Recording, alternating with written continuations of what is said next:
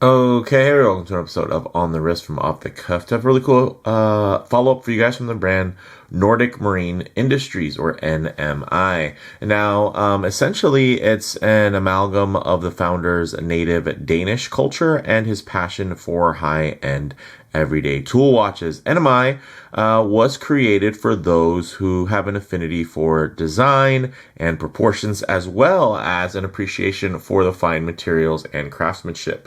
This is a dive watch, some key common characteristics and design which you're looking for a diver. Of course, you're going to find that water resistance, typically paired to some type of screw down crown. You want something that's tough, legible with a dive time bezel, and a diver's extension is always nice if on bracelet. This is their I'm getting it wrong, guys. I am. Correct me in the comments. But this is the Blah model, which is short for Blue MoP, or Mother of Pearl dial, and it's reminiscent of a serene yet powerful Nordic sea on a clear day. The Blue MoP dial shimmers with rich oceanic hues that dance with every movement. These are limited to 50 pieces, but at the time of filming this, these are still available. They do go direct for $699 from the brand. This sample was kindly provided for the purposes of this review, but no brand ever has any editorial input on the video, and all thoughts and feedback are, of course, always my own. So with all that said, let's go ahead, zoom the camera out, get this piece in hand, and take a closer look. Okay, guys, now, first of all, let's pay attention to this dial because it is the star of the show. I mean, my goodness, look at that beautiful mother of pearl with that blue hue. Very nice, and of course, very reminiscent of the ocean. And it does have a lot of movement and play depending on the lighting angle, as you guys can see. And of course, there are tons of fine details here. Look at the handset. Those level of bevels and attention to detail might look a bit familiar if you're familiar with a brand called Grand Seiko. So that's definitely within that vein. I know some of you are just looking at this and seeing overall, hey, this almost has like a, neo vintage electric blue Seamaster vibe, which is a watch that I own, and it's one of my favorite Omegas that I own. I do own my own little mini trilogy, and I have to say, this definitely scratches a very similar itch, but for a whole lot less money, so that's always good. Now, in terms of the dimensions, guys, it's listed as 40 millimeters, but it's at about 39 millimeters at the case, and then about 40 millimeters across the bezel. It's going to have a 12 millimeter thickness, or thinness, you could say, and then a 48 millimeter lug to lug, stainless steel, brushed and polished. It does have a flat sapphire crystal with an inner anti-reflective coating. It does have a unidirectional rotating 120 click bezel with a steel insert. Very snappy, great tactile engagement from this coin edge here. And I think acoustically still sounds quite good as well. Feels good, sounds good, and guess what? Even aligns quite good. So very nice. Now, the crown is screw down, as you can see, and nicely signed. You can see the bevels here are just a little mucked up by my fingerprints, but other than that, everything looks pretty darn good.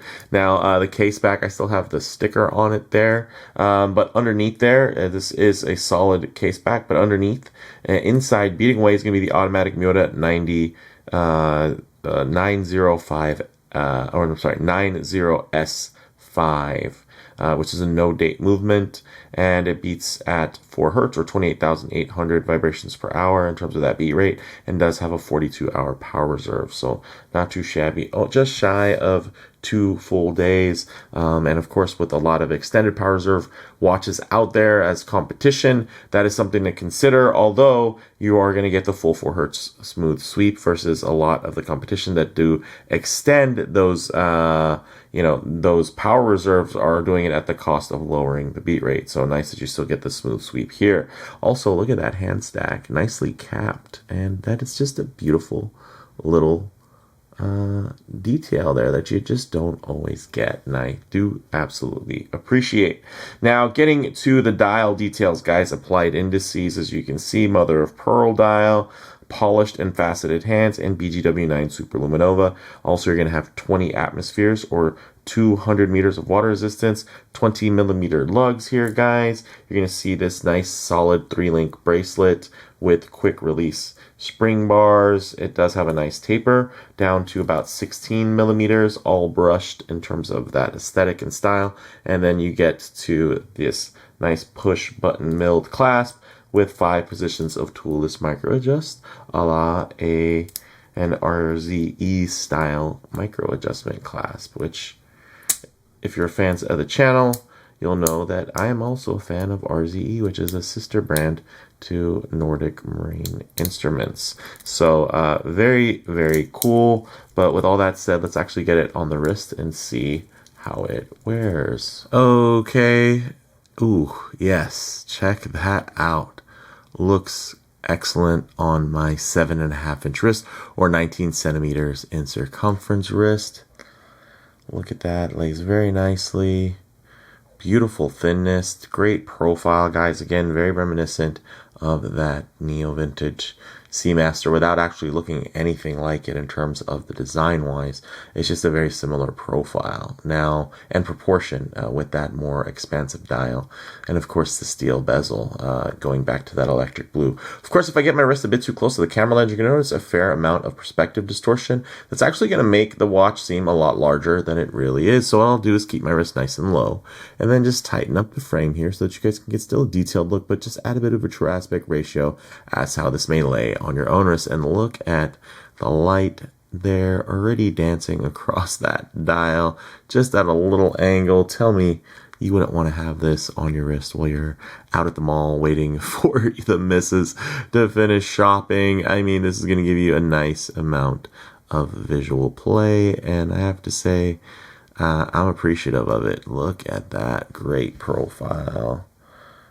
Ooh, I like, of course, the lines here. It's very chiseled, very masculine in terms of its styling. But here, you just get a little bit of softness with this brighter blue. But you can see it is quite crisp and dynamic as well, which I can appreciate. I mean, the fine details here underneath, or I should say overlaying the dial, being those indices, that handset.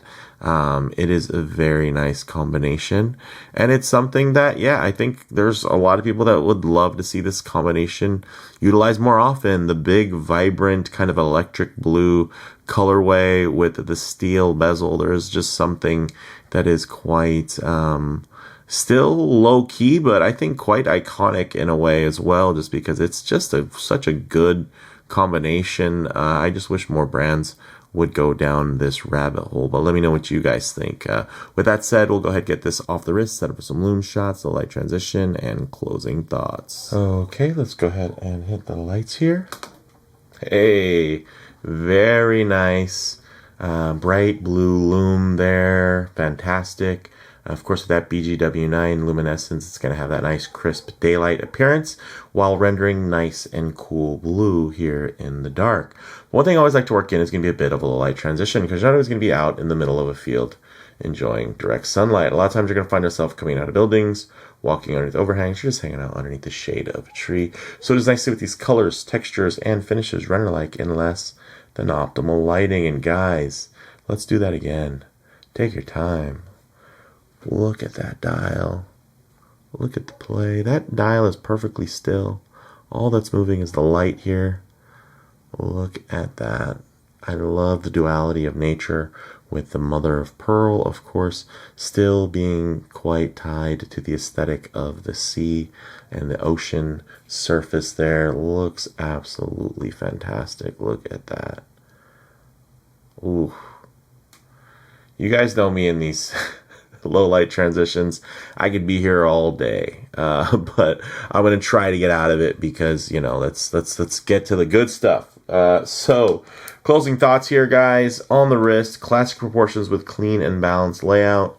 In terms of model variants, do check the site links for current options and availability. In terms of comparable models, guys, a lot of competition at that under $1,000 diver price point, but this diver does feel like it brings something different to the table, and I can appreciate that. while so many other watches are feeling more cookie cutter and more kind of in the vein of an homage, even in the mainstream, guys, when we look at very desirable watches, released this year, like from Longines, it's pretty cool to see something that is quite different and just unique, and I appreciate that. So for me, guys, bottom line, this is well executed, thoughtfully designed, and I personally think quite a solid value, especially considering the truly limited nature of that 50-piece limited edition. And yeah, definitely get these while you can, and of course the other variants as well. All right, but let me know what you all think down in the comments below. If you like the video, please hit like, and if you're new, please subscribe for more content just like this. Thanks, guys.